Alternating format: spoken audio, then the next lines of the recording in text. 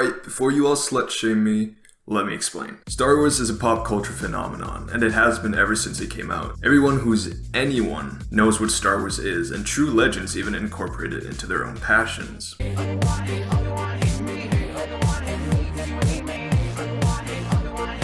However, Star Wars fans are very passionate, and some even grow into toxic and malicious monsters. Essentially, there's just a lot of hate in the Star Wars community that honestly brings such a sour taste into the fandom. So therefore today, and shed some light on Solo, a Star Wars story, a movie that I personally think is very underrated within the Star Wars community. However, I don't think Solo, a Star Wars story is the best Star Wars movie. I'm not that edgy, but rather I think it's one of the most underrated movies in the franchise. Typically when referring to an underrated Star Wars movie, I'd say The Last Jedi because of how much fucking hate it has, which honestly doesn't really match up with the quality of the film. However, The Last Jedi still has many admirers and people who generally love the movie, so it's not necessarily underrated. It's just very controversial. Solo, on the other hand, is a movie I often see very low on people's rankings of the movies, and generally most fans kind of forget it exists, or at least don't put much thought into it. And I think that's sad, because Solo, a Star Wars story, is actually pretty decent. It's a good and fun movie that doesn't take itself too seriously, but still has deep character moments, which is something that I often feel is in short supply in the Star Wars franchise, since it mainly focuses on big spectacles and adventures. This movie is just a different kind of movie, and I love it.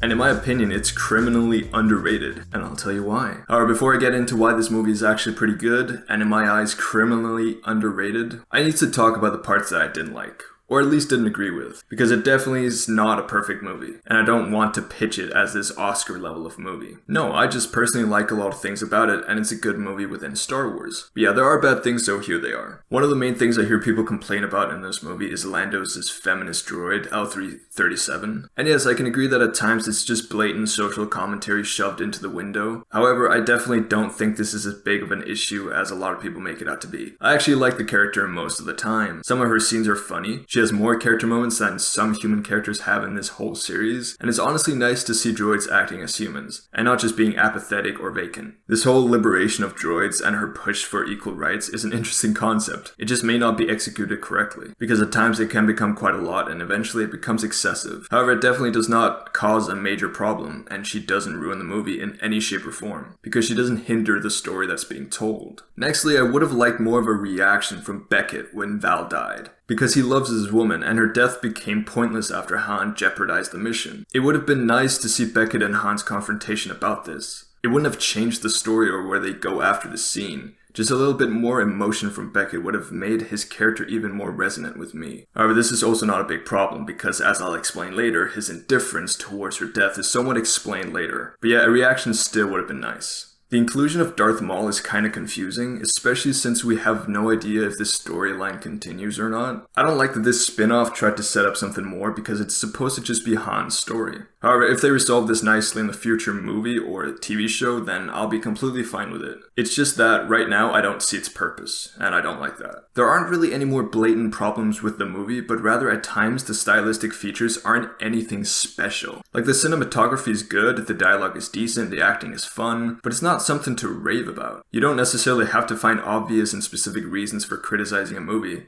Sometimes the things holding it down is just that it's basic. That's not to say that these features aren't sometimes great in this movie, and yeah, the other things work so well. But yeah, it's just not a perfect movie. But yeah, those were my own personal grievances with the movie. There really aren't a lot, but yeah, now I can truly get into why Solo, a Star Wars movie, is actually kind of a banger. I think the best place to start is the characters, because in my opinion, the characters really make this movie worthwhile. The hardest thing about making a multi-million-dollar budget blockbuster movie with epic CGI scenes and engaging action is making it relatable, making the movie resonate with your audience on an emotional level. And this is something I think Solo does really well. The characters and their interactions give this movie life, and I actually really care about some of them. Of course, we have Han, who's by far one of the best parts of this whole movie, which should hopefully be expected. Alden Ehrenreich kills it in this movie. He nails his performance as Han Solo because he fully encapsulates what the character is. Smug, quick thinking, humorous, cocky, confident, charming, selfish on the outside, selfless on rare occasions, has a knack for adventure and action, and yeah, I like that it's just not a copy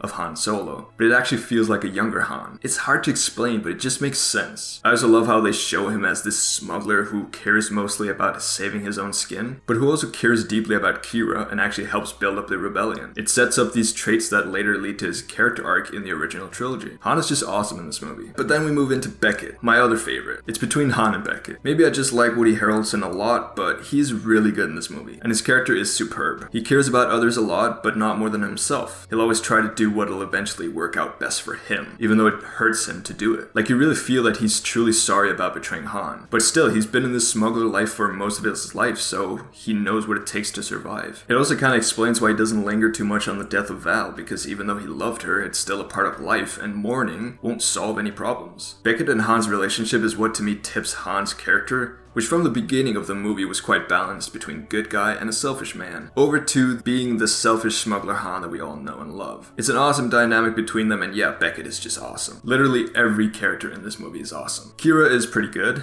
and yeah, maybe it's because of my crush for Emilia Clarke, because she looks really good in this movie. But yeah, no, I like Kira and Han's relationship and how her life experiences have shaped who she is today and all the changes she goes through, and yeah, it's wonderful. Chewbacca is lovely in this, and is given proper character development and moments. And I love that shit. We always knew Chewie was nicer than Han, but now we actually saw it. He cares about his friends and his people, and he'd rather die than see them get hurt. Lando is fun in this. Nothing too special, but I liked his cockiness and how much of a rich bitch he is, you know? He'd rather die than have one of his designer capes ruined, and that's perfect to me. It sets up his character wonderfully for Empire. Dryden Voss was also really fun in this. Paul Bettany is always a treat, and it seems like he was actually having a lot of fun with this one. I love how unsettling he is, with moments of niceness that just don't land because we know what he is. He's basically a good catalyst for the conflict between the main characters. Beckett's crew were also really good, and even though we only had a small couple of minutes of screen time with them, they still resonated with me. The fireplace scene in the beginning of the movie is one of the most intimate scenes in all of Star Wars, and the subtlety and character work in the scene is just really good. This movie makes you care about the characters before suddenly taking two of them away and then leaving the others with emotional and moral dilemmas to overcome. That's really why this movie is an underrated Star Wars movie. I care more about some of these minor characters that we've known for literally a couple of minutes than so many other previous Star Wars characters with way more screen time, like Mace Windu, Bail Organa, Hux, to name a few, dare I say Anakin. This movie shows that Star Wars can be intimate. It can have realistic characters who each have emotional development. The most vital part about these characters is how they interact, the relationships. It just feels real. It feels like real life in this messed up and wicked setting that we can't relate to. That's what a movie is. It shows us ourselves in situations that we can never be a part of, or it shows us part of ourselves that we don't want to know. Movies are an escape from reality by bringing us into reality. So yeah, that's why I love the characters so much. They're real. Now this section was really long, and that's because the characters are definitely the best part of the movie. However, there are still a few more things I want to mention. I like how disconnected, but at the same time connected this movie feels in the Star Wars series. Now stay with me, I'll explain. This movie is basically a standalone western that doesn't rely on the movies before or after it to tell its story. And this isn't something often seen within Star Wars. I mean, for example, watching Revenge of the Sith as the only Star Wars movie you'll ever watch would leave you completely and utterly confused as to what the hell is happening in the story, which of course is understandable because it's part of a series. However, pretty much the only of the mainline Star Wars movies that can truly stand well on its own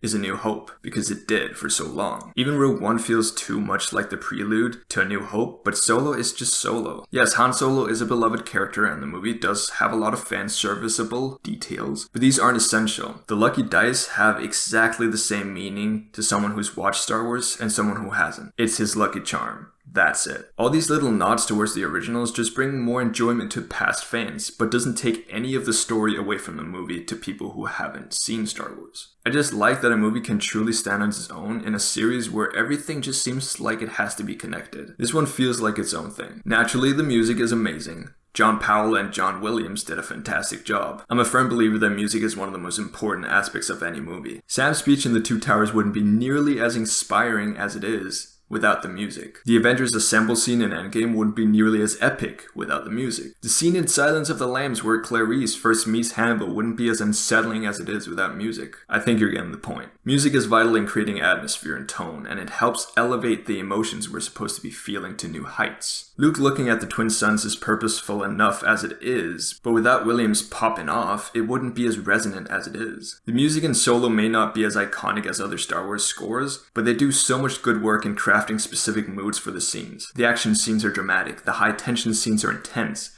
the character scenes are emotional, and a big part of that is the music. Music is crucial to a good movie.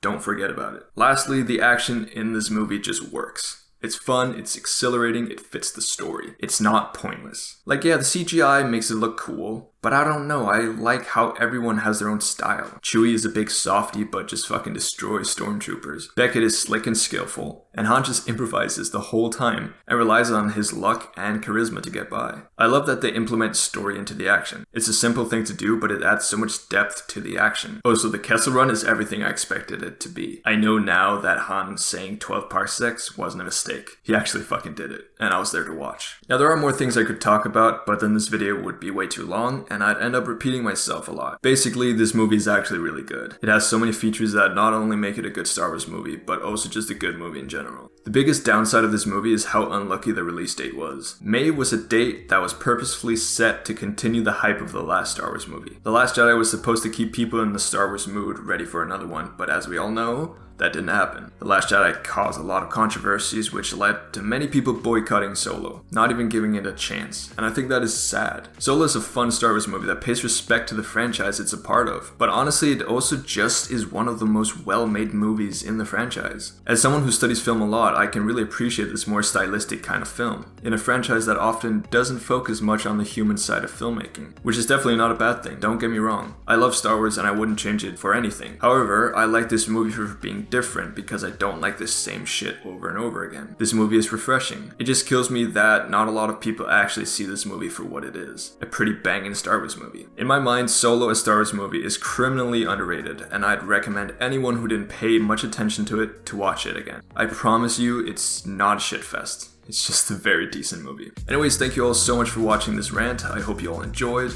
If you want more rants like this, then be sure to leave a like and subscribe for more. I'd like to hear your opinions on Solo down in the comments, but let's remember to stay friendly. If you want to join my Discord server, the link will be in the description and in the comments. There are a bunch of different discussions you can be a part of, so I hope to see some of you down there. Other than that, I hope you all enjoyed, and I'll see you all later. Peace out.